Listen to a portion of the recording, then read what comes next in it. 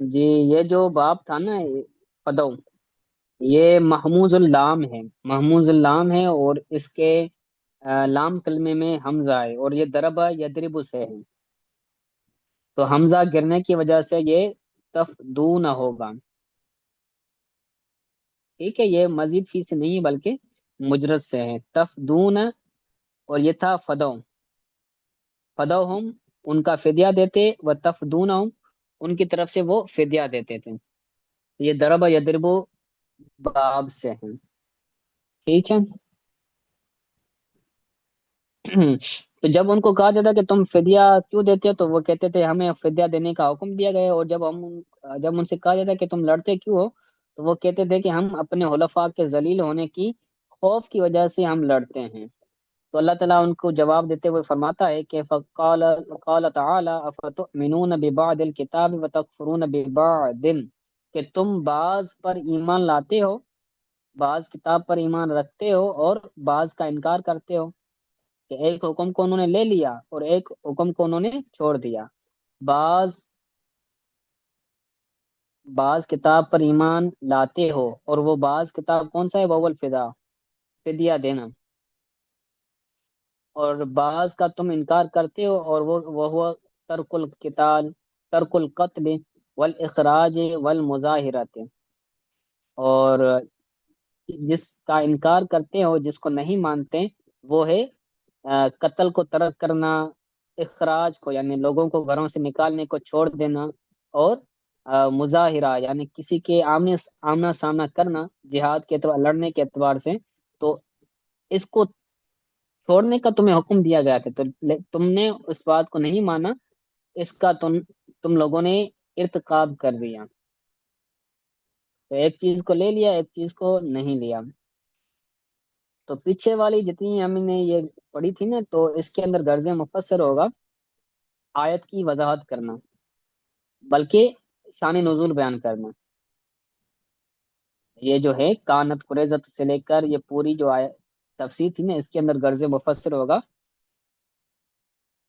شان نزول بیان کرنا. اور کتاب بباد کتاب کی مراد بیان کرنا، کیسے کیا مراد ہے، غرض مفسر ہوگا اس کا. وہ الفدا کے اندر غرض مفسر یہی ہوگا کہ بباد کتاب کی مراد بیان کرنا. اور اس کے اندر بھی غرض مفسر ہوگا مراد بیان کرنا. آگے کہتے ہیں فما جزاء من يفعل ذلك منكم الا خزي في الحیات الدنیا. تو جو بندہ ایسا کرے تم میں سے اگر کوئی بندہ ایسا کرے، تم میں سے اگر کوئی بندہ ایسا کرے تو اس کی جزا نہیں ہے مگر دنیاوی زندگی میں رسوائی. فما جزاء من يفعل ذلك منكم، ما یہاں پر نافیہ ہے. تم میں سے جو بندہ یہ کام کرے تو اس کی جزا نہیں ہے مگر دنیاوی زندگی میں رسوائی. خزي کا مطلب، خزیون کا مطلب ہوتا ہے رسوائی. ہوان و ذل، ذلیل ہونا اور خوار ہونا. غرض مفسر ہوگا خزیون کی آسان معنی بیان کرنا. فی الحیات الدنیا وقد خزیو، خزو، اور تحقیق وہ رسوا ہوئے.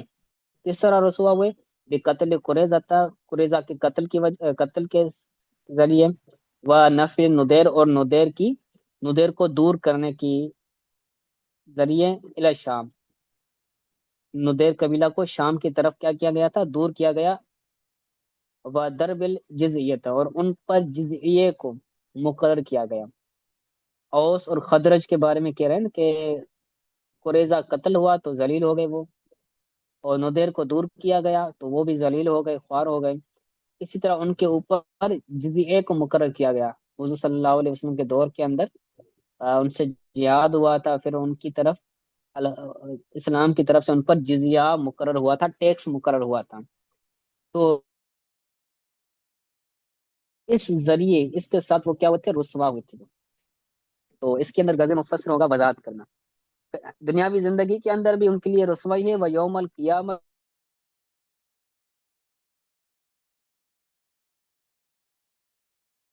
یرد بھی، اور قیامت والے دن ان کو کی طرف لوٹایا جائے گا. وما اللہ بغافل عما یعملون، اور اللہ تعالیٰ غافل نہیں ہے جو وہ کرتے ہیں، فل یا و تائے، اس کو یا کے ساتھ بھی یا معلوم اور تا کے ساتھ تا معلوم، یہ بھی پڑھا گیا ہے، غرض مفسر ہوگا قراءت بیان کرنا۔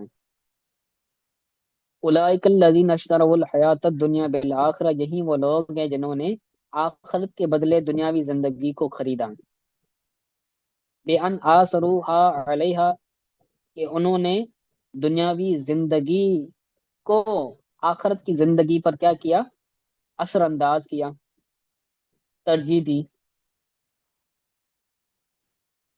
غرض مفسر ہوگا وضاحت کرنا۔ فلا یخفف عنہم العذاب، تو ان سے عذاب کو آ، تخفیف نہیں کی جائے گی، فلا یخفف عنہم العذاب، تو عذاب ان سے کم نہیں کیا جائے گا، ولا هم ینصرون، اور نہ ہی ان کی مدد کی جائے گی، یعنی یمنعون منہ، کہ ان کو اس سے عذاب سے کیا کیا جائے، روکا جائے۔ تو اس طرح نہیں ہو سکتا، ان کو عذاب بھی ہوگا اور ان سے عذاب کم نہیں ہوگا اور ان کی مدد بھی نہیں کی جائے گی۔